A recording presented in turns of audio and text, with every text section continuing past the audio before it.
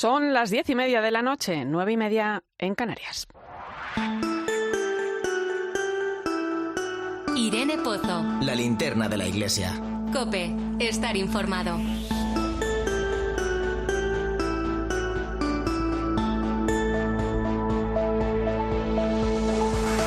¿Qué tal? ¿Cómo estás? Esta semana ha ocurrido algo que creo que merece la pena comentar. Verás, ante la sorpresa del debate que el Parlamento Europeo ha llevado a cabo sobre la posible anulación del, abro comillas, derecho al aborto en Estados Unidos, la Iglesia en Europa, la COMECE, ha recordado que no existe un derecho al aborto. Desde el punto de vista jurídico, no existe como tal ni a nivel europeo ni a nivel internacional. Ya se pronunció sobre este tema hace unos meses ante el intento de introducir un supuesto derecho al aborto en la Carta de Derechos Fundamentales de la Unión Europea. En fin, que hacer de estas cosas un derecho es algo en lo que tenemos que tener mucho cuidado. Verás, cuando una mujer se somete a un aborto, no hay marcha atrás. Las consecuencias a corto y largo plazo están ahí.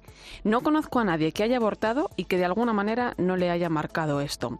Muchas veces la falta de información, la desinformación o la presión social hacen que se tome una decisión irrevocable y difícilmente libre. El aborto, lejos de ser un derecho, es un auténtico fracaso y, en último término, una consecuencia de lo que el Papa Francisco llama la cultura del descarte. La ciencia avanza a pasos agigantados. Hoy en día sabemos que desde el minuto 1, en el desarrollo celular, hay vida. En esa célula está toda la información genética de la persona. Por tanto, existe una nueva vida que hay que acoger y cuidar, y para ello hay que acompañar y ayudar sin escatimar en medios públicos a aquellas madres que tienen dificultad. La familia es la clave, es ese lugar donde se acoge a la persona como es, sin condiciones, a pesar de todas las dificultades. Más apoyo a sus necesidades harán progresar una sociedad necesitada de una cultura de la vida que siembre esperanza. Todo ataque a la vida al final se convierte en un ataque a la familia.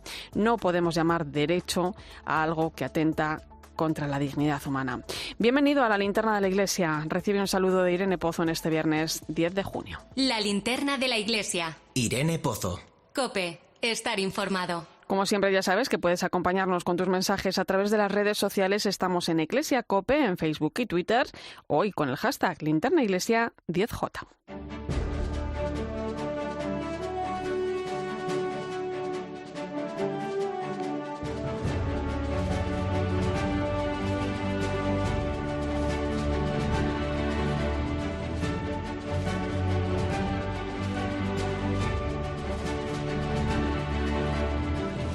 Repasamos hasta ahora las principales claves de la actualidad de la Iglesia que nos deja la semana. Lo hacemos con Nacho de Gamón. Buenas noches, Nacho. Buenas noches, Irene. Y comenzamos hablando de la Asamblea Final del Sínodo, que se va a celebrar mañana en Madrid y en la que se va a presentar la síntesis del trabajo que se ha realizado en las 70 diócesis españolas. 600 personas, entre las que habrá 58 obispos, el nuncio, 80 sacerdotes y seminaristas y cerca de 360 laicos van a participar en este acto que pone broche final a la fase diocesana del Sínodo en nuestro país. Tras una oración y una serie de testimonios, a las 12:30 de la mañana se presentará el documento que recoge las aportaciones que han realizado durante este proceso más de 215.000 personas y que será enviada a Roma junto con las aportaciones de las diócesis. Después, los grupos pondrán en común sus impresiones. Por la tarde se darán a conocer los aspectos más importantes que los grupos han subrayado y la asamblea concluirá con la celebración de una misa presidida por el cardenal Juan José Omella, presidente de la Conferencia Episcopal Española, y un acto de envío que realizará el secretario general, Monseñor Luis Argüello. Mañana comienza en Madrid un encuentro de responsables diocesanos de Primer Anuncio que lleva como lema Primer Anuncio y conversión pastoral en las diócesis. El encuentro tiene como objetivo conocerse, poner en común el trabajo que se está realizando en las diócesis y trazar unas líneas de trabajo común después de la puesta en marcha del área de Primer Anuncio que nace tras la renovación de la estructura de la Conferencia Episcopal Española, como explica el responsable de la Comisión para la Evangelización, Catequesis y Catecumenado, Francisco Romero Galván. Que posibilite el encuentro con Cristo de gente que está alejada de la fe y del tratar de buscar diferentes posibilidades que hagan suscitar el interés por Dios, por el Evangelio en tantas y tantas personas que un día tuvieron fe, la han perdido, o de otros que nunca la tuvieron. Por eso es tan importante para nosotros el tratar de promover y animar que en toda la Iglesia española, especialmente enradicada en cada una de las diócesis, se haga posible la organización, la estructura de esa delegación de Primer Anuncio. La editorial PPC organizó ayer una jornada para abordar el tema de los abusos en el seno de la Iglesia. Un acto que contó con la presencia, entre otros, del secretario general de la Conferencia Episcopal Española, Monseñor Luis Argüello, el abogado Alfredo Dañino del bufete Cremades y Calvo Sotelo, que está realizando la auditoría sobre los abusos encargada por la Conferencia Episcopal, o el mayor experto en la lucha contra los abusos en la Iglesia, el sacerdote Hans Zollner. El jesuita alemán hizo hincapié en que el objetivo primordial de la Iglesia debe ser acabar con los escándalos y limpiar lo que haya que limpiar, porque aún hay víctimas que encuentran las puertas cerradas cuando intentan que se les escuche. Nadie ha escuchado jamás mi historia y mi dolor. He viajado por 70 países con este tema y lo que he escuchado en todo el mundo es esto. A muchas víctimas basta escuchar la palabra "tú has sido víctima de abuso" dentro de nuestras estructuras. A mucha gente basta esto. Y el Servicio Jesuita Migrantes ha presentado esta semana su informe anual sobre los centros de internamiento extranjero, los CIES. En él constatan que los inmigrantes recluidos en estos centros de internamiento viven en pequeñas celdas, no tienen actividades de ocio y sufren una falta de personal sanitario. Lo denunciaba en Mediodía COPE Ángel Campos, uno de los voluntarios que visitan estos CIES. Las instalaciones son muy deficitarias, no lo llaman celdas, pero son celdas donde están, muy pequeñas, recluidos. Hay una sala multiusos que lo mismo es comedor, que hay un televisor para todos los internos que estén allí. Las horas son interminables para ellos, ¿no? Son centros en los que sistemáticamente se vulneran derechos fundamentales y la dignidad de las personas. Queremos pensar que el hecho de la denuncia ayuda a que se estén en un cierto control, pero desgraciadamente no siempre lo conseguimos. El Congreso ha aprobado el primer trámite para abolir la prostitución en nuestro país. Una medida que han valorado positivamente desde el Departamento de Trata de la Conferencia Episcopal. Su directora es Marifran Sánchez. La prostitución en nuestro país está en un marco de alegalidad y su debate en el Congreso es una buena noticia, pensando sobre todo en las mujeres que se ven obligadas a ejercer la prostitución. Lo que tenemos muy claro es que nuestra misión como creyentes, desde los principios del Evangelio, es evitar el daño a toda persona, defender su dignidad, su libertad y trabajar por la justicia y el cambio social. Tenemos que recordar que la trata de personas en su mayoría es para la explotación sexual y la prostitución. Y este domingo celebramos la jornada Pro Orantibus para acordarnos de la riqueza que aporta a la Iglesia la vida contemplativa, Nacho. Y con ese motivo, esta tarde la Conferencia Episcopal y Confer han organizado un coloquio en el que han participado 3 representantes de la vida contemplativa, un monje y 2 monjas, y que ha contado con la participación del presidente de la Comisión para la Vida Consagrada, Monseñor Luis Ángel de las Heras, quien recordaba todo lo que la vida contemplativa nos puede enseñar de cara al sínodo. Con vuestra escucha constante del Señor irradiáis claridad para aprender a escucharle a Él y a escuchar a los hermanos. Ilumináis los procesos de discernimiento y transformación que necesitamos. Con la vida comunitaria que tiende y aspira a la comunión fraterna, alumbráis sendas de paciencia, reconciliación y paz. Esta es vuestra manera de contribuir a este camino sinodal que estamos ahora celebrando, que queremos que tenga futuro y que miramos con esperanza. Pues Nacho Dagamón, muchas gracias. Es un placer, Irene.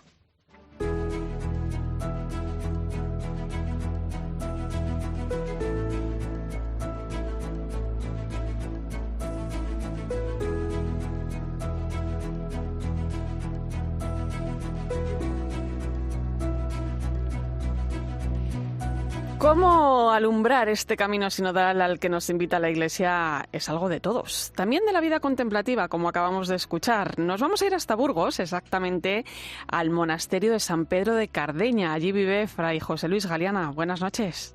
Buenas noches. Cardeña es conocido por la elaboración de cerveza. ¿Qué tienen que ver los monjes en esto? Pues bueno, de algo hay que vivir. No solo de pan vive el hombre, ni de todo que sea de la palabra de Dios. Así que algo hay que hacer en los monasterios para vivir. Fray José Luis, cuando pensamos en la vida contemplativa, uno ve conventos o monasterios, pues donde se vive de puertas para adentro, ¿no? ¿Qué hay de cierto en esto? Pues que nuestras puertas están siempre abiertas, para empezar.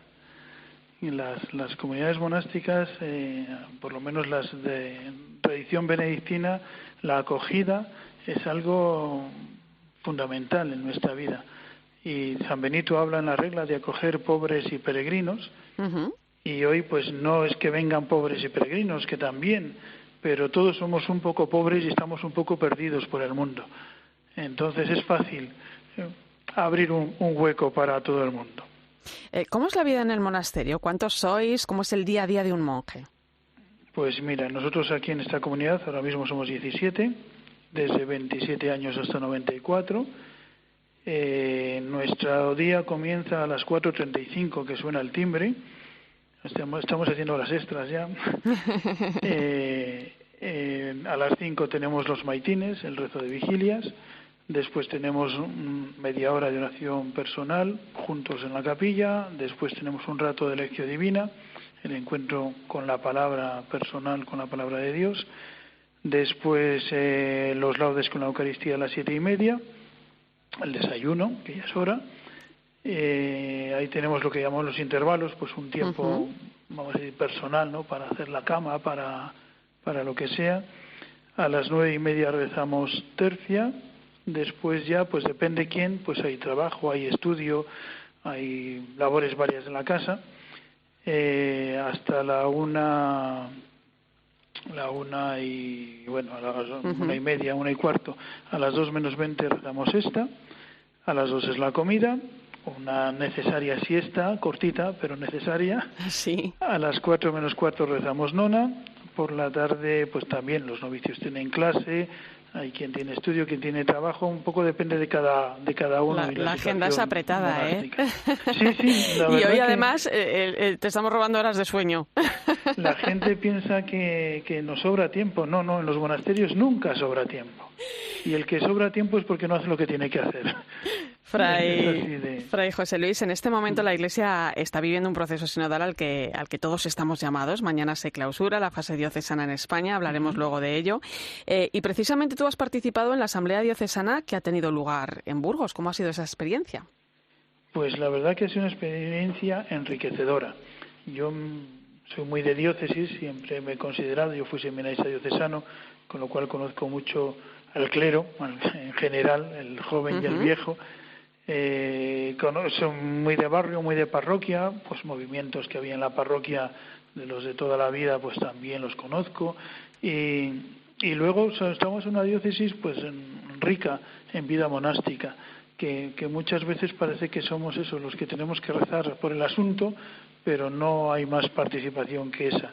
Y en esta ocasión pues hemos participado una monja salesa de la Visitación y un servidor como no voy a decir como representantes porque no nos eligieron como tal, pero como parte de esa vida monástica de la diócesis. En la asamblea la verdad que pues eso ha sido un reconocernos todos, ¿no? En nuestra misión de la Iglesia.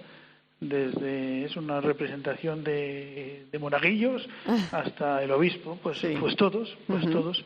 Y ni unos más ni unos menos, y pienso que eso ha sido una cosa muy rica para todos los que hemos tenido la suerte. Éramos 183 me parece de lista en la asamblea, que ya es un número grande, pero eso con una representación muy amplia de la diócesis. ¿Qué significa ser contemplativo hoy en día, ¿no? ¿Cuáles son los desafíos que debe afrontar la vida contemplativa en el mundo actual? Pues yo creo que el mayor riesgo de la vida contemplativa es dejarnos mundanizar, y mundanizar en el peor sentido de la palabra, ¿no? Hoy vemos mucha gente que pues no sabe para qué vive, y nosotros vivimos porque nos entregamos, y en esa entrega nos da sentido a nuestra vida. Y podemos llegar, pues eso, al ritmo del mundo, ¿no? Pues a hacer las cosas sin un sinsentido, sin un por qué ni un para qué, y sería doloroso que en una comunidad pues se llegase a no tener el sentido que nos mantiene en la vida comunitaria, ¿no? Fray José Luis, es cierto que las vocaciones en general, todas las vocaciones van disminuyendo en estos últimos años, aunque siempre nos sorprendemos con otras nuevas, ¿no? Yo antes de despedirte quería preguntarte por tu vocación, ¿no? Eres una persona joven, nos contabas antes que habías pasado por el seminario, ingresaste en el seminario hasta que descubriste la vida monástica, eres monje y eres sacerdote, ¿no? ¿Cómo se da uno cuenta de que tiene que responder a esa llamada? Bueno, pues la verdad que el Señor va haciendo su camino y va marcando las pautas, porque muchas veces, y ya no pienso tanto en mí, sino ahora como maestro de novicios, ¿no? Ves cómo el Señor se sirve de mil cosas para acercarte al monasterio. Y pues antes quizá era más fácil, ¿no? Pues siempre había pues un religioso, alguien cercano que te podía orientar. Pero ahora, en mi caso, pues eso, yo de pequeño quería ser cura. Cuando descubrí la vida monástica, la verdad que, de hecho, tardé mucho en ordenarme. Sí. Desde que entré y terminé los estudios hasta que me ordené, desde que terminé los estudios pasaron 15 años. También es cierto que en la ordenación, sobre todo en nuestra vida, es al servicio de la comunidad. Ajá. Nosotros no tenemos pastoral. Sí. Estamos abiertos a quien viene al monasterio a confesar o a las celebraciones, perfecto, pero no vamos a atender parroquias, ni vamos a tener una pastoral en un colegio, ni cosas de estas, ¿no? Entonces, pues nuestro servicio ministerial es de cara a la comunidad. Tampoco es necesario que todo el mundo sea sacerdote de la comunidad. Y entonces, pues bueno, pues eso. Y pienso que el Señor va marcando pautas y bueno, yo eso me entré con pocas ganas de ser sacerdote después de haber querido ser cura. Sí. Y bueno, pues las necesidades de la comunidad llegaron un momento en que dijeron, oye, ¿quieres ordenarte? Bueno, pues vale.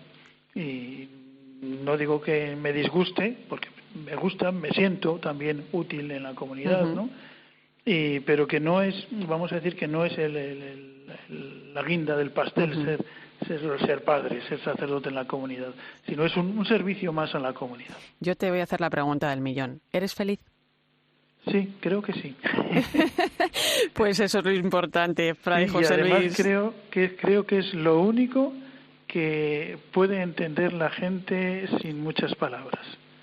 Cuando ven a un religioso o una religiosa que su vida, su forma de estar dice, es que no hace falta más. Con esa sencillez y esa alegría que tanto os caracteriza. Fray José Luis Galeana, gracias por tu testimonio, también por tu servicio. Un fuerte abrazo. Gracias a vosotros, un abrazo. Escuchas la linterna de la iglesia. Con Irene Pozo. COPE, estar informado.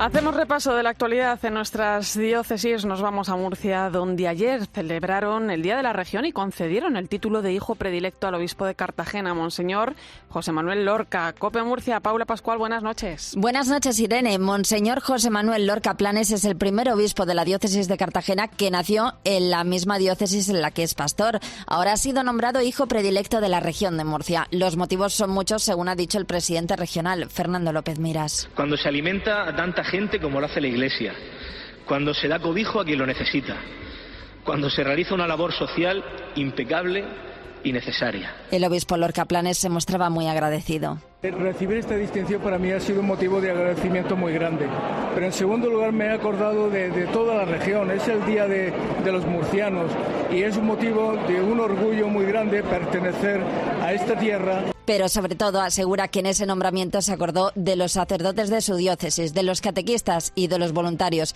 que son quienes más le ayudan en su labor pastoral.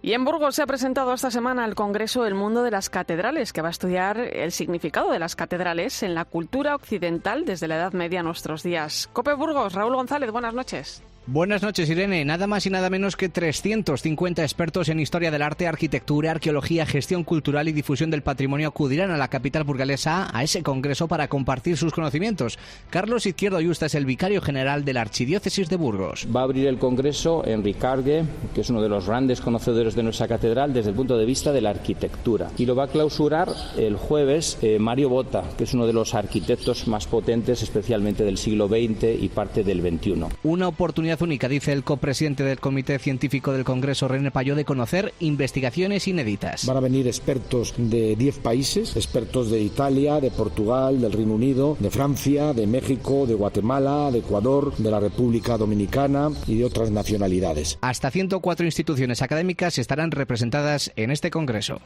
Este jueves se ha celebrado el Día Internacional de los Archivos y con este motivo varias diócesis han organizado iniciativas como visitas guiadas o exposiciones. Por ejemplo, la Archidiócesis de Zaragoza ha presentado algunos interesantes documentos que ha catalogado en el Archivo Diocesano. COPE Zaragoza, Pilar López Isla, buenas noches. Buenas noches. 3 nuevas joyas se han incorporado recientemente al Archivo Diocesano de Zaragoza. Se trata de un inventario de bienes de 1690 donde se hace referencia a un cuadro del Bosco, un cuaderno de viajes de 1856 por Oriente y un documento de finales del siglo XIX con referencias al traje típico aragonés. El de Zaragoza es uno de los archivos más importantes del este de España. El director del archivo y sacerdote Juan Ramón Rollo explica cuál es el más importante. El documento más importante para la historia de España es la partida de defunción del príncipe Baltasar Carlos cuando la corte estaba aquí con motivo de la guerra de Cataluña, que eso hizo que el sucesor de Felipe IV fuese Carlos II. Para consultar el archivo es necesario pedir cita previa por internet o en el teléfono 976 394800. Y llegamos a Andalucía, que sigue en campaña electoral. 6,5 millones de personas están llamadas a las urnas el próximo 19 de junio para decidir el próximo gobierno de la Junta que surgirá del Parlamento Autonómico. Mientras las caravanas de los candidatos recorren cientos y cientos de kilómetros, Eclesia está elaborando un informe donde analiza provincia a provincia la labor que desarrolla la Iglesia en los barrios con más dificultades económicas de Andalucía. Hoy conocemos cuál es esa realidad en las provincias de Huelva, Cádiz, Málaga y Granada con nuestro compañero José Melero, que está elaborando este informe. En Huelva, el 36% de su población está anclada en la pobreza. El chabolismo prolifera en municipios como Palos de la Frontera, Mazagón, Lucena, Moguer o Lepe, especialmente en periodo de campañas agrícolas. Viven en condiciones infrahumanas, mientras Cáritas trata de paliar el sufrimiento. Susana Toscano, de Cáritas Huelva. Hay personas que tienen que andar varios kilómetros para poder conseguir agua potable. La basura tampoco pasan a recogerla. Unas chabolas hechas de plástico y de cartón que en invierno son dificultosas, pero en verano con las altas temperaturas que tenemos aquí en Huelva tampoco es un sitio muy agradable donde poder estar, vamos. Cádiz, considerada una de las provincias con mayor índice de pobreza en España, vive en buena medida de la economía sumergida, como la compraventa de tabaco en Campo de Gibraltar. Municipios como Barbate se vieron afectados por la crisis pesquera. Estivaniz Ávila, responsable de Cáritas en la localidad. Sí, se están incorporando más familias y lo peor de todo, ¿sabes qué? Que estamos teniendo menos alimentos. Claro, nosotros buscamos por otros sitios, intentamos saber de qué manera podemos ayudar, porque ya te digo, ni Cáritas, ni Ayuntamiento solo, ni las asociaciones que hay aquí pueden con esto. Hablar de pobreza en Málaga es sinónimo de los Asperones y Palma Palmilla, anclados en la periferia de la capital malagueña, espacios que no aparecen reflejados como destinos turísticos. En los Asperones, las 300 familias que ocupan el asentamiento viven de la venta de chatarra, aparcacoches, cuando no la venta de drogas.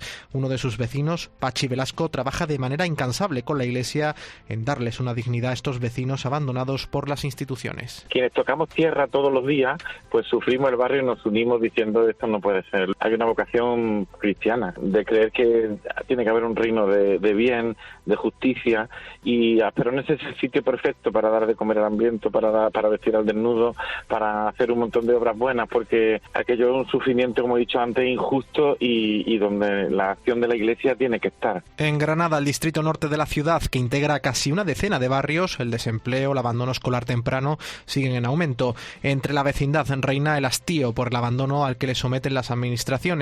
Ya hasta los cortes de luz son frecuentes en unas viviendas que no están preparadas para sustentar todo el suministro necesario para vivir en el siglo XXI, como denuncia uno de sus párrocos, Mario Picazo. En Deza no había hecho ningún tipo de inversión desde que se construyó el barrio, y como puede comprender cualquiera, las instalaciones pues no están preparadas para aguantar el suministro que hoy necesita la población, y siguiendo porque efectivamente en nuestra zona hay mucha gente que no tiene ni el ingreso mínimo, pues todo influirá. Independientemente de con quién hables, todos reclaman a la clase política lo mismo en este periodo de campaña, que no se olviden de ellos otros 4 años. Escuchas la linterna de la Iglesia. Con Irene Pozo. COPE, estar informado.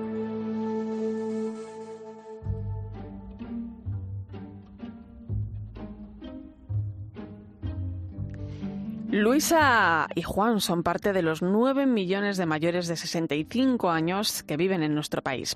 Ellos están felizmente casados desde hace más de 3 décadas, pero nunca llegaron a tener hijos. ¿Sí? Hola Luisa, la llamo de la radio de la cadena. Es Luisa, nos coge el teléfono en la residencia en la que está desde hace 4 años, San Antonio Benajever, situada en la localidad valenciana que lleva el mismo nombre. Ella y Juan vivían en un edificio en el centro que el dueño quería derribar para construir pisos nuevos. Como no tenían recursos económicos, no podían irse, de modo que comenzaron a recibir presiones de todo tipo para que lo abandonaran y comenzaran así las obras. Sí, nosotros vivíamos en Valencia, sí. Estábamos en una finca, por lo menos 40 años, y la finca la vendió el dueño, en la calle de Palomino. Al final cedieron y se fueron a vivir en condiciones infrahumanas a un sótano sin ventanas ni agua. Aguantaron allí hasta que las Hermanas de la Caridad les buscaron esta residencia que para ellos se ha convertido en su nuevo hogar. Que sí, estoy bien, estupendamente, estamos de maravilla, todo esto está muy bien. Trato de las personas, de los residentes, de todo. Hombre, estamos muy contentos. Las chicas de servicio son formidables todas. Lina, que vive aquí, ahora está de vacaciones, y tenemos otra Lourdes, señora Rosa también, y estamos de maravilla. En este centro viven, además de Juan y Luisa, otras 76 personas, muchas de ellas rescatadas de situaciones de vulnerabilidad y desprotección. La coordinadora de la Fundación San Antonio Benajever, Concha Silvestre, nos explica cómo el motivo por el que se abrió la residencia fue precisamente este, dar un techo a las personas sin recursos. Que acudían a pedir ayudas a Cáritas, carecían de pensiones, y de ahí surgió la necesidad de crear una residencia para personas mayores donde tuviesen prioridad pues aquellas que no tuviesen familias, ingresos, que estuviesen enfermas, etcétera. Es triste saber que hay muchas personas mayores sin recursos que sorprendentemente no tienen acceso a las plazas que ofrece la administración pública en los centros para mayores. Por eso, la labor que hacen en centros como este es muy necesaria. Manu Torralba, buenas noches. Buenas noches, Irene. Para que vivan en las mejores condiciones posibles hay casi 50 personas trabajando en la residencia, la mayoría auxiliares gerontológicos. Sí, porque tienen una función esencial en el día a día de nuestros mayores, pues los ayudan a bañarse, a vestirse, y además hay personal en el centro, pues tanto en cocina, gestión, mantenimiento. Y déjame que te presente a una de estas 50 personas. Se llama Amparo y es trabajadora social. Trabajar aquí es una oportunidad de poder ayudar a las personas mayores en todo, en su plan de vida y en sus necesidades, en darles apoyo, buscarles también una comunidad. Además de los trabajadores, Manu, ¿qué más tenemos?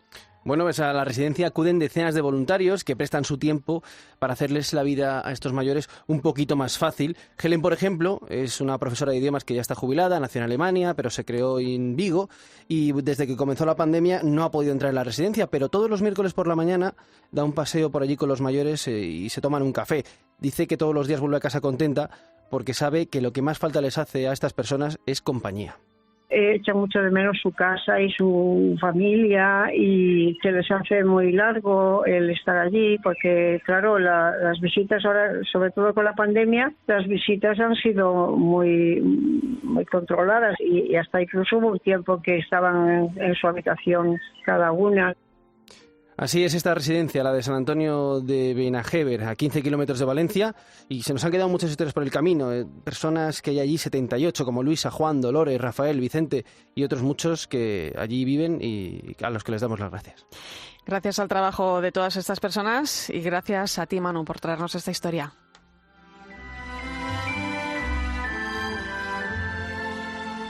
Enseguida llegamos a las 11 de la noche, las 10 en Canarias. Ya sabes que se pospone el viaje del Papa Francisco al Congo y Sudán del Sur, hablaremos de ello. También de algo muy importante que va a ocurrir mañana. Se clausura la fase diocesana del Sínodo en España, un hecho que va a marcar una nueva forma de ser Iglesia. ¿Y tú qué estás pensando? Escribe a Irene Pozo en Twitter en @eclesiacope Y en nuestro muro de Facebook, Eclesia Cope.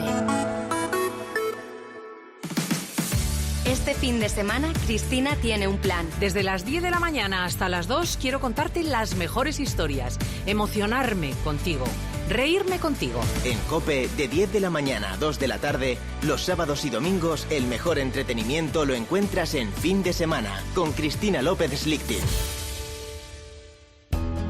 ¿Qué has pensado para estas vacaciones? Seguro que has oído anuncios en los que te ofrecen viajes, días de descanso, de diversión, rutas con encanto, pero tú buscas algo más. ¿Buscas una experiencia de las que marcan para toda la vida? ¿Compartir con familia y amigos? ¿Encontrarte con Jesucristo y celebrar la fe con niños, jóvenes y adultos? Ven al encuentro de laicos de la parroquia que tendrá lugar en Barcelona del 21 al 24 de julio. Más información e inscripciones en nuestra web accioncatolicageneral.es. Escuchas la linterna de la iglesia. Y recuerda, la mejor experiencia y el mejor sonido solo los encuentras en cope.es y en la aplicación móvil. Descárgatela. ¿Crystal Crack? Crystal Box. ¿Crystal Crack? Crystal Box. En Crystal Box tramitamos todo con tu seguro para que la reparación o sustitución de la luna de tu coche sea rápida, simple y no te cueste nada. Llama al 926 2600 o entra en crystalbox.es. ¿Crystal Crack? Crystal Box. Señoras, señores, me alegro. Buenos días. Lo más interesante del día seguramente estará... Toda la información y el mejor análisis para saber cómo te afecta lo que sucede a tu alrededor lo encuentras de lunes a viernes de 6 a 1 del mediodía en Herrera en COPE, con Carlos Herrera.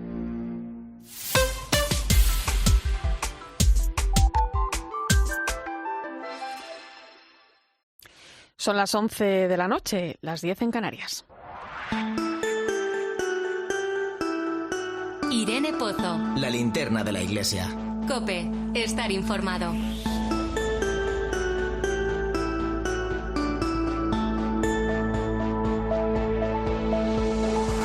Es viernes y como siempre a esta hora toca hacer parada en el Vaticano. Allí está nuestra corresponsal, Eva Fernández. Buenas noches. Muy buenas noches, Irene. Vaya día, compañera. Hoy saltaba la noticia, el Papa pospone su viaje al Congo y Sudán del Sur, previsto en un principio para la primera semana de julio. Lo hace por recomendación médica debido a sus problemas de rodilla. Sí, ha sido una noticia que, como os podéis imaginar, ha caído como un jarro de agua fría en esos países, ¿no? Por la ilusión con la que estaban esperando al Papa. Y, por supuesto, seguro que es una decisión que el propio pontífice ha tenido que tomar muy a su pesar. Y, de hecho, el comunicado vaticano utiliza la palabra amargura para subrayar el estado de ánimo del Papa, que no ha tenido más remedio que aceptar los consejos de sus médicos para no empeorar los problemas de movilidad que sufre en una rodilla y que le han obligado a utilizar la silla de ruedas desde hace casi un mes, ¿no? Un viaje tan intenso, la verdad es que le hubiera hecho retroceder en los avances conseguidos durante las últimas semanas gracias a las infiltraciones, a la fisioterapia y a que ella se ha habituado a utilizar la silla de ruedas, incluso un bastón, ¿no? La verdad es que es la primera vez que se tiene que anular una visita pontificia por motivos médicos en las últimas 3 décadas, ¿no? Por lo tanto, era algo inesperado. Prácticamente está todo preparado, sin el prácticamente. De hecho, la Guardia Suiza, la seguridad del Papa, se encontraba en estos momentos allí para ultimar los detalles. Se realizan casi siempre 3 visitas antes de un viaje papal y se encontraban en la última visita, ¿no? O sea que el viaje se retrasa a una fecha todavía por definir, aunque es muy improbable que pueda realizarse antes de marzo de 2023 debido a las condiciones del clima de África y a los otros compromisos que ya tiene el Papa en su agenda, aunque no lo sepamos, ¿no? En estos momentos, y eso es lo malo, Irene, no se descarta que también se anule el viaje que Francisco tiene previsto realizar a Canadá a finales de julio, simplemente porque es que es 2 semanas después, ¿no? Y si se ha anulado es muy probable que corra la misma suerte. Sabemos que el Papa de momento descarta operarse para evitar los riesgos de la anestesia general y las complicaciones de la recuperación. Y por otra parte, sí que es importante lanzar un mensaje de tranquilidad porque el Papa está mejorando. Eso nos lo ha confirmado hoy la sala de prensa vaticana y además lo vemos porque no ha reducido su intensa agenda de trabajo en Roma. Esta mañana, por ejemplo, ha mantenido varias audiencias, un encuentro con la presidenta de la Comisión Europea, Ursula von der Leyen, y con la Federación de Asociaciones Familiares Católicas de Europa, y por delante tiene un fin de semana, como siempre, lleno de citas, ¿no? O sea, que el Papa no para.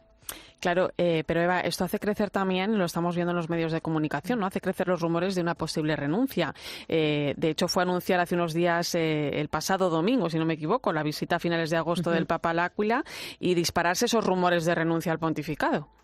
Sí, sin duda. Llevamos una larga semana de rumores sobre lo que muchos consideran ya la casi inminente renuncia del Papa, ¿no? No olvidemos que estas mismas especulaciones, que ya se nos olvida, pero circulaban el verano pasado cuando tuvo que someterse a la operación del colon y el propio pontífice adelantaba, decía a Carlos Herrera en la entrevista que siempre que un papa está enfermo corre brisa o huracán de cónclave, ¿no? Decía, ¿no? Y es verdad que el hecho de que se haya desatado esta especie de tormenta perfecta ha influido por una parte que el Papa anunciara un consistorio para el 27 de agosto en el que creará 21 cardenales y que además les haya convocado para reunirse durante 2 días para analizar la reforma de la curia. Y, por supuesto, para los más noveleros, el ingrediente más atractivo para dar casi por hecho la renuncia del Papa es lo que has comentado, que el 28 de agosto vaya a viajar a la ciudad del Áquila, donde visitará la tumba de Celestino V, que es el Papa que pasó a la historia por renunciar al pontificado a finales del siglo XIII, ¿no? Pero pese a estas especulaciones, sí que podemos decir que fuentes muy cercanas a Francisco consideran improbable que vaya a producirse una renuncia a corto plazo, ¿no? Al Papa ni se le pasa por la cabeza en estos momentos, y más aún teniendo a un Papa emérito, a Benedicto XVI, ¿no? Además, por cierto, esta reunión con los cardenales ya estaba prevista desde hace tiempo. Ellos mismos se lo habían pedido, pero la pandemia no lo había facilitado, y lo que ha hecho el pontífice, bueno, pues es sumar la convocatoria del consistorio y el viaje al Áquila, porque ya se lo había prometido, de hecho se lo había prometido allí, iba a un acto que es tradicional en esta ciudad, y aparte de todo va a encontrarse con las víctimas del terremoto, o sea, que no hay evidencia alguna, Irene, de que el Papa quiera renunciar. Yo te digo una cosa, que ya quisiera yo tener la energía del Papa Francisco y que esperemos que nos dure mucho tiempo, Eva. Toca cuidarse. Sin duda. Un fuerte abrazo, compañera. Gracias y buen fin de semana. Un fuerte abrazo para todos. Gracias, Irene. Escuchas La Linterna de la Iglesia. Con Irene Pozo. COPE. Estar informado.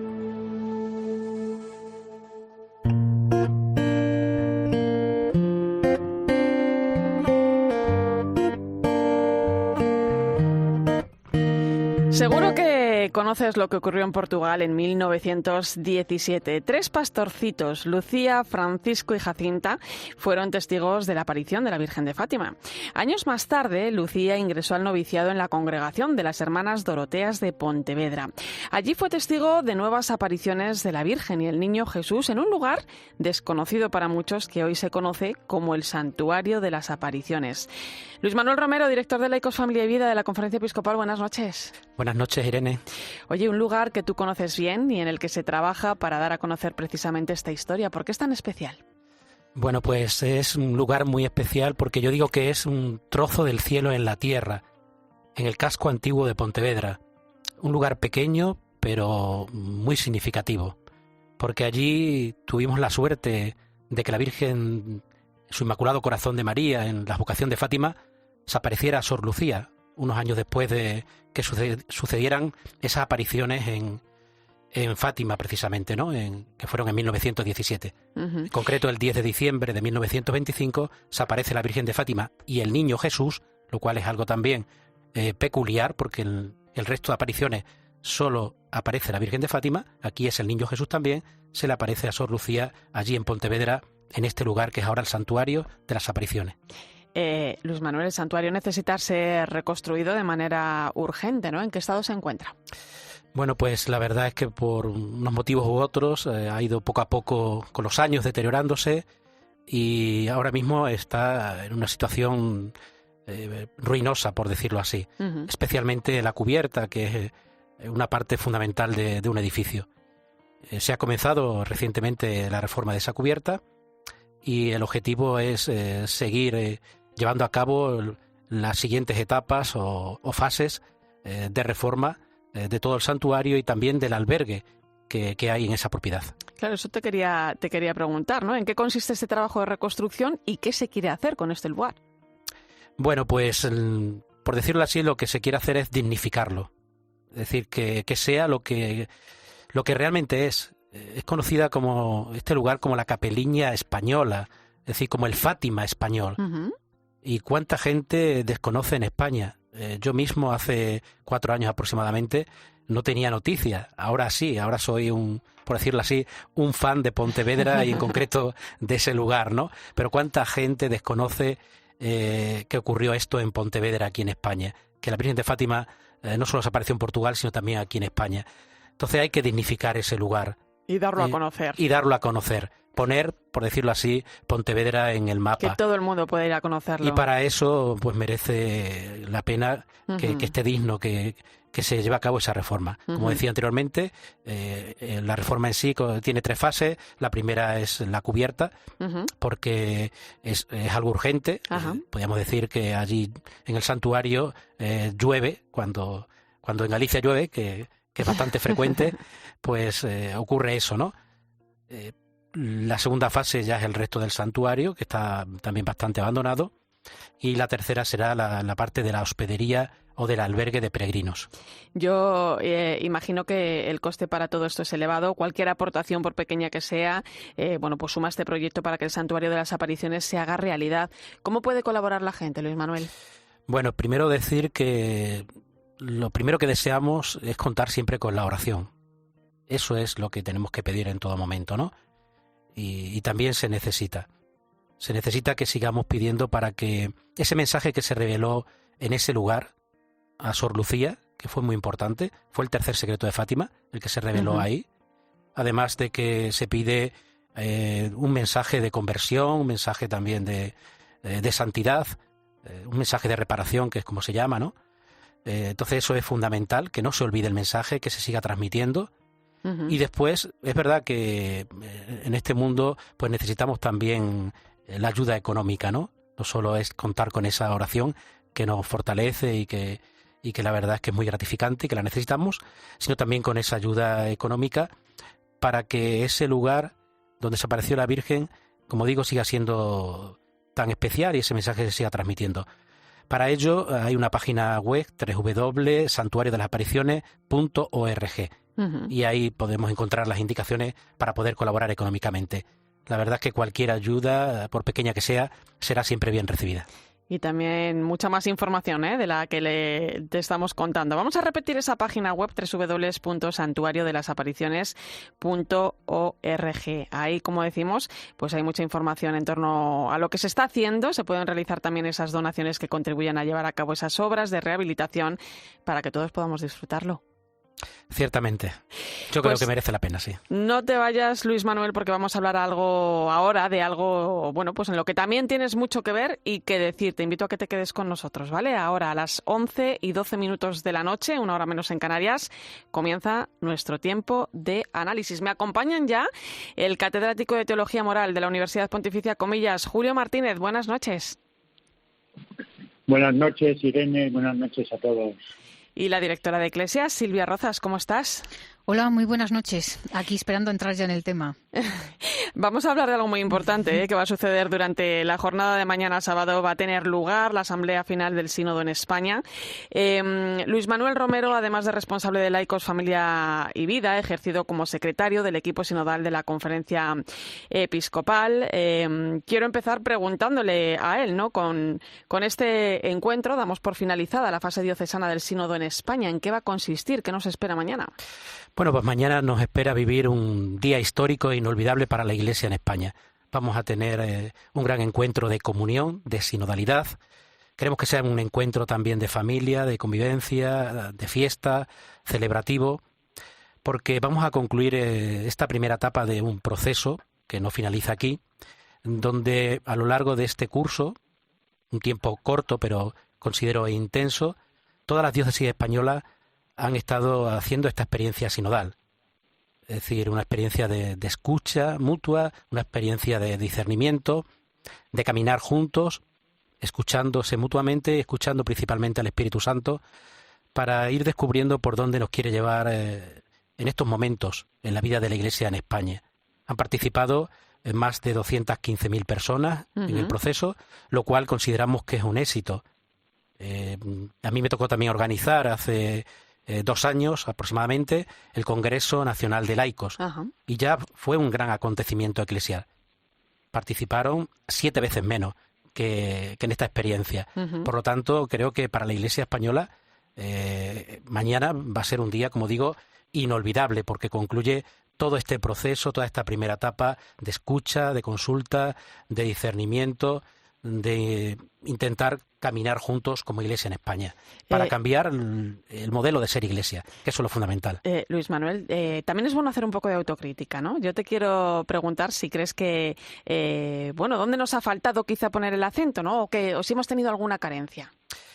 Bueno, el tiempo ha sido breve, ha sido corto, y también es verdad que aunque el Papa Francisco lleva años hablando de la sinodalidad, pero todavía hay mucha gente que no entiende y que no comprende qué significa esto de la sinodalidad y en qué consiste. Por eso hay gente que de alguna forma se han unido al proceso ya al final, pero no importa, porque esto no termina, la sinodalidad debe continuar. Ha venido para quedarse, por decirlo así, ¿no?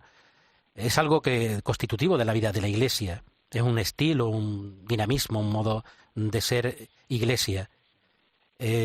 Durante este tiempo los laicos han sido los que se han implicado de una forma mayoritaria, ciertamente, y ha costado más, y lo tenemos que decir, la implicación y la participación de los sacerdotes, y también nos ha costado llegar a lo que el Papa llama las periferias, e incluso algo que no son periferias, por ejemplo, la realidad de los jóvenes, que el Papa ha dicho en más de una ocasión, que no son el futuro de la Iglesia, que son ya el presente, que son el ahora.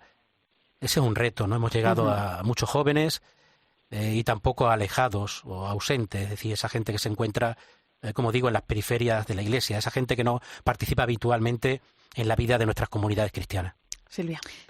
Sí, la verdad es que, Luisma, impresiona un poco escucharte, ¿no? Que la implicación de los sacerdotes ha sido baja, ¿no? Me imagino también que a lo mejor la implicación de los religiosos también ha sido baja, que la gran implicación es de los laicos y de las mujeres, ¿no? ¿Qué nos pasa, no? ¿Cómo podemos revertir esta situación, no? Porque si es un estilo que ha venido para quedarse, y los sacerdotes están liderando nuestras parroquias, bueno, pues ¿cómo podemos ayudar a que los sacerdotes hoy crean en este nuevo estilo que no puede ir hacia atrás, sino hacia adelante? Sí, ciertamente. Hemos iniciado un proceso que ya no tiene vuelta atrás, o que no debería tenerla. Tenemos que ir ya mirando hacia adelante, hacia el futuro, con este nuevo modo de ser Iglesia, que es el de caminar juntos. A mí me da mucha pena que haya costado más la participación de los sacerdotes. Pienso que a veces, pues están en muchas tareas, que quizás han concebido este proceso como algo, o esta consulta, como algo que venía a sobrecargarles más en tantas cuestiones pastorales como ya tienen, cuando precisamente es todo lo contrario, porque esto va a ayudar a que el sacerdote también se centre más en su tarea esencial y descubra también la ayuda, no digo colaboración porque no me gusta, sino la corresponsabilidad de los laicos en cada una de las comunidades cristianas. Creo que también necesitamos un cambio de mentalidad, toda la Iglesia, no solo los sacerdotes. Ciertamente es muy importante que se produzcan los sacerdotes ese cambio de mentalidad para comprender todo esto, ¿no? Son muchos siglos, no años, con una concepción en la que el sacerdote es el que estaba al frente de todas las tareas en la Iglesia, o los obispos también, en las diócesis, y una estructura muy piramidal, donde los laicos eran ahí el resto, ¿no?, del pueblo de Dios y al servicio de los sacerdotes, y como digo, de ninguna manera sintiéndose los laicos corresponsables de la vida de la Iglesia, sino simples colaboradores. Y los cambios no se producen además de un día para otro. Julio, como sacerdote... Quería también... Sí. No, que quería un poco incidir en esta misma idea, la última que expresabas, ¿no? Yo creo que hay que romper con inercias del pasado, y también esas inercias a veces van asociadas a desconfianzas de lo que puede acontecer con la novedad. Y aquí se está tratando de una nueva forma de relacionarnos dentro de la Iglesia. Y eso, francamente, son palabras mayores. Yo creo que, como estáis diciendo, no tiene marcha atrás, pero al mismo tiempo tiene que haber un acostumbramiento y unos cambios de roles y de estilos, ¿no?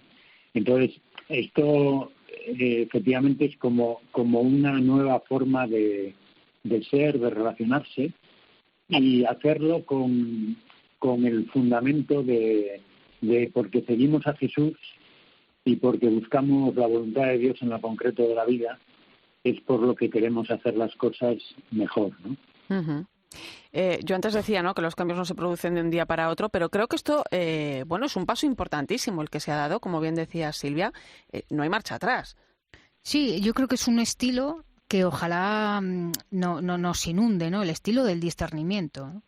Ojalá realmente vayamos aprendiendo, porque creo que todavía, pues viendo muchas cosas que han salido en las webs, en los medios de comunicación, ¿no? Es decir, es ponernos todos a la escucha del espíritu, ¿no?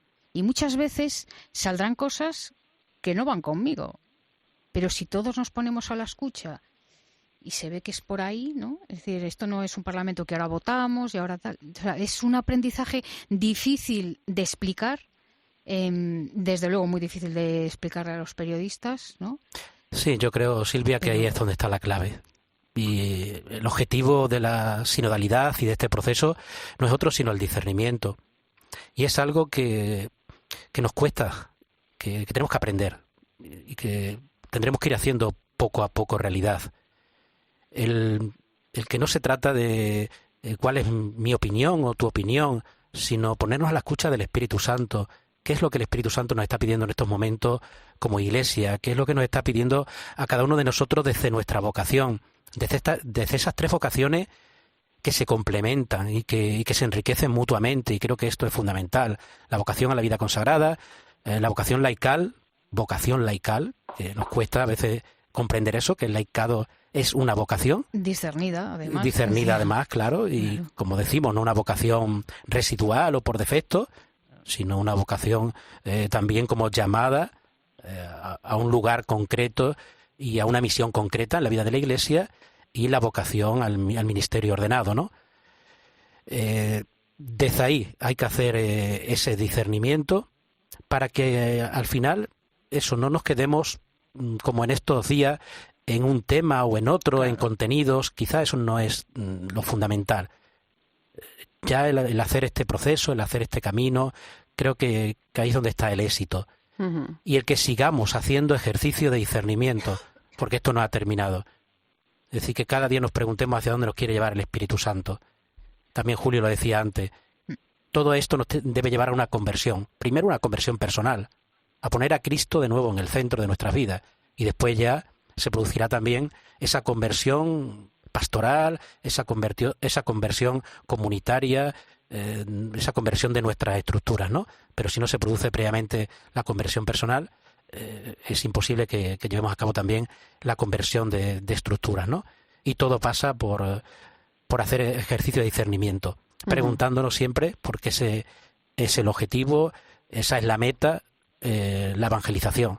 Es decir, la sinodalidad no es solo una cuestión organizativa, de cómo nos vamos a organizar mejor los próximos años en la vida de la Iglesia, que también es cómo ser más corresponsable, cómo ser capaz de participar todo, de que nuestra voz la sintamos como algo importante, que todos nos sintamos escuchados, y todo parte del sacramento del bautismo, porque todos somos iguales por el sacramento del bautismo, y desde ahí nos sintamos llamados a la misión, a la evangelización. Julio, una última valoración. Sí, bueno, yo estoy escuchando con mucha atención lo que decís y me parece todo muy, muy en tono. Y yo sí que insisto en esa nueva forma de relacionarnos, ¿no? Porque también ayer, por ejemplo, en la jornada sobre los abusos que hubo ahí en Madrid, uno de los ponentes, el padre Portillo de México, insistía mucho en esto, ¿no? Que todos estos temas tan sangrantes que requieren un compromiso personal institucional, una decisión de escuchar a las víctimas, de ir radicalmente contra todo abuso y de reparación, también nos lleva a pensar en que tenemos que relacionarnos en la Iglesia de una manera diferente, todos. Sí. Entonces, esa es una gran tarea y yo insisto también en que lo hagamos buscando la motivación espiritual. Esto no es una pura estrategia, ni de marketing, ni de solo para hacernos más agradables al mundo, ¿no? Sino que es porque efectivamente creemos en Cristo y eso nos llama de una manera a vivir juntos, a caminar juntos y a buscar juntos lo que el Señor quiere para nosotros en este momento de la historia, ¿no? Pues mañana a las 12:30 de la mañana se presentará esa síntesis. Gracias, Luis Manuel Romero, secretario del equipo sinodal de la Conferencia Episcopal, director de Laicos, Familia y Vida. Nos vemos mañana, por cierto, en una jornada en la que iremos informando en esta casa, en COPE, en 13 y, como no, en cope.es a través del trabajo que va a realizar Eclesia. A ver si tenemos alguna sorpresa o no.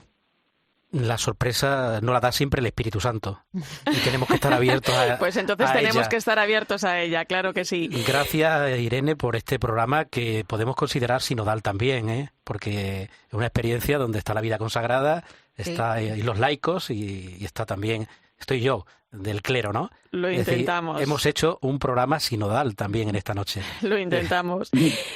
Julio Martínez, gracias por tu análisis certero siempre. Te mando un fuerte abrazo y te tenemos en la distancia. Bueno, igualmente desde Roma a todos. Un fuerte abrazo. Y Silvia Rozas, un placer como siempre. Hasta muy pronto. Muy buenas noches y mañana nos vemos. Mañana nos vemos todos, sí señor. Pues nos vamos con el vídeo del Papa para este mes de junio, donde pide que recemos por las familias cristianas de todo el mundo para que con gestos concretos vivan la gratuidad del amor y la santidad en la vida cotidiana. Es el lugar donde aprendemos a convivir y al estar unidos, jóvenes, ancianos, mayores, estar unidos en las diferencias, evangelizamos con nuestro ejemplo de vida. Por supuesto, no existe la familia perfecta, siempre hay peros, pero no pasa nada. No hay que tenerle miedo a los errores, hay que aprender de ellos para seguir adelante. No olvidemos que Dios está con nosotros en todo momento, cuando sufrimos, cuando estamos alegres, el Señor está ahí. El amor en la familia es un camino personal de santidad para cada uno de nosotros. Por esto lo elegí como tema para el Encuentro Mundial de las Familias de este mes. Recemos por las familias cristianas de todo el mundo, por cada una y por todas las familias, para que con gestos concretos vivan la gratuidad del amor y la santidad en la vida cotidiana. Gracias por tu compañía esta noche en la linterna de la Iglesia. Te dejo ahora con el partidazo de COPE y Joseba Larrañaga. Escuchas COPE. Y recuerda, la mejor experiencia y el mejor sonido solo los encuentras en cope.es y en la aplicación móvil. Descárgatela. Detrás de todo, gran periodista de COPE. Claves de la mañana, ¿qué tal, Sergio Barbosa? ¿Qué tal? Buenos días. Belén Ibáñez, muy buenas tardes. Hola, buenas tardes, Pilar. Alcalá, muy buenas. Buenas noches, Juanma. Buenas Hay noches un a gran todos. equipo de periodistas y profesionales trabajando cada día para contarte lo que está pasando. Si quieres aprender con ellos, ven al Máster Universitario en Radio COPE, porque quedan muchas noticias e historias por contar. Máster Universitario en Radio COPE, organizado por la Fundación COPE y por la Universidad San Pablo CEU, con un año de prácticas remuneradas. Infórmate en fundacioncope.com o por teléfono o WhatsApp en el 670 98 0805. Esta es Erika. Tras 20 años cuidando de sus 2 hijos y de su madre enferma, no sabía cómo reincorporarse al mundo laboral. En Cáritas encontró la formación necesaria para conseguir un empleo. Gracias a la Iglesia, hoy se considera una mujer más fuerte. Por Erika, por ti, por tantos. Marca la X de la Iglesia y la define sociales en tu declaración de la renta. Más historias en portantos.es. En Correos sabemos que las pequeñas empresas y autónomos sois la fuerza de este país. Por eso te ofrecemos productos y servicios para ayudarte a crecer. Como nuestro servicio de logística XL, que te permite llevar mercancía voluminosa a cualquier rincón de España y Portugal con toda la seguridad y confianza de Correos. Porque en Correos sumamos nuestra fuerza logística a la fuerza de todo un país. Esta semana en Día, el aguacate con un 30% de descuento. Llévate el kilo por solo 2,99. En tiendasidía.es. Al que dijo que la energía ni se crea ni se destruye, se le olvidó decir al precio al que te la cobran. De eso no nos dijo nada. Se lo cayó. Al que habló de la energía se le olvidó hablar de lo que costaba. Y como barata no es, ahorra al máximo gastando lo justo con los electrodomésticos Samsung, números 1 en eficiencia energética.